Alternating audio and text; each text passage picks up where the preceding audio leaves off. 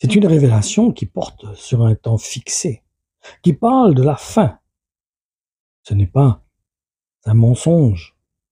Et si l'Éternel paraît tarder, attends-le patiemment, car il vient sûrement, il ne tardera pas.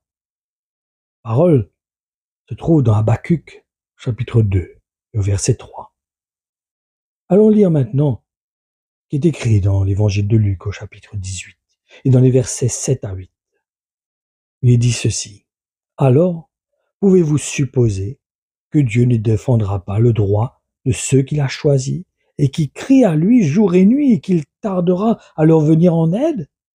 Moi, je vous le dis, il défendra leurs droits promptement. Seulement, lorsque le Fils de l'homme viendra, aura-t-il encore la foi sur la terre? Ces exhortations, ces paroles peuvent nous encourager à être établis sur Jésus-Christ, à dépendre de Jésus-Christ, comme quelqu'un qui ne peut rien faire, qui serait au fond d'un précipice, qui a besoin de l'aide pour le faire sortir de ce précipice, ou quelqu'un qui est en train de se noyer, qui ne connaît pas nager, et qui a besoin de l'aide pour qu'on vienne le secourir, ou comme un aveugle qui aurait besoin d'aide pour l'aider à marcher, à le conduire.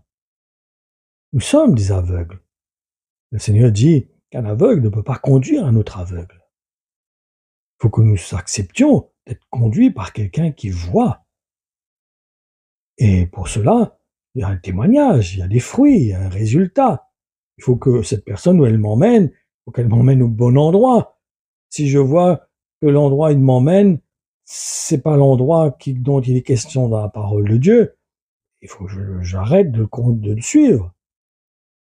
Donc, comprenons que ce qui va arriver, que nous sommes dans la fin des temps, le monde va être détruit. Cette fin va arriver bientôt. Le jugement va arriver bientôt, que nous le voulions, que nous l'acceptions, que nous ne l'acceptions pas. Cela va arriver bientôt. La terre sera détruite par le feu. Et les hommes seront jugés, tous seront jugés, tout le monde sera jugé. La seule différence, c'est que celui qui a accueilli l'œuvre accomplie par Dieu au travers de Jésus-Christ, celui-ci sera justifié parce qu'il a cru dans l'œuvre qui a été accomplie au travers du Fils. Comprenons réellement comment nous devons, dans quelle disposition de cœur nous devons être pour pouvoir être accueillis dans le royaume de Dieu. Et surtout, nous devons le chercher, car il dit que celui qui le cherche le trouve.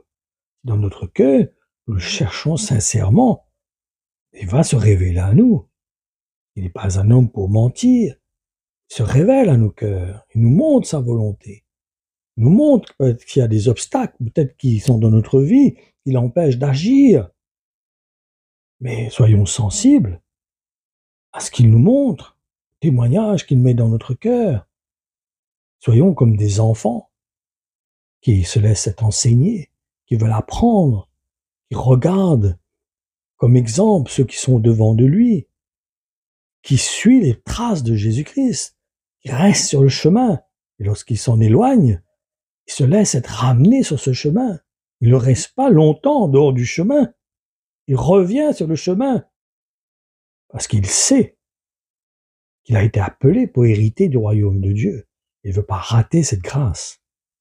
Le Seigneur nous encourage, à travers de ses paroles, à persévérer, à nous tenir dans une bonne attitude devant Dieu, nous attacher à Jésus-Christ, celui qu'il a envoyé pour nous sauver. Que nous puissions dépendre de lui, nous attacher à lui, d'être rentrés dans une relation de plus en plus étroite avec Jésus-Christ par le Saint-Esprit, qui a répondu dans notre cœur. Oui, Père, te bénissons pour le Saint-Esprit. Te bénissons pour la conduite qu'il nous donne, conseils, les directives, même les réprimandes, même les reproches qu'il peut nous faire, quand il est attristé par nos attitudes, que nous soyons prompts à nous repentir, prompts à nous humilier, prompts à accueillir, à reconnaître lorsque nous nous écartons du chemin, lorsque nous ne sommes plus sur le chemin. Nous ne portons plus notre croix, nous ne mourrons plus à nous-mêmes. Nous sommes en train de faire l'œuvre de Dieu par nos propres forces, par nos propres capacités. faisons notre propre bâtiment. Nous construisons notre propre bâtiment des fois. Attention, que nous soyons dehors de la bergerie.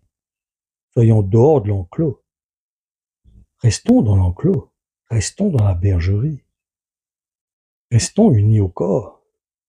C'est une protection. Dieu a permis cela pour nous protéger, pour nous garder. Que le Seigneur vous bénisse. À toi toute la gloire, Père. Amen.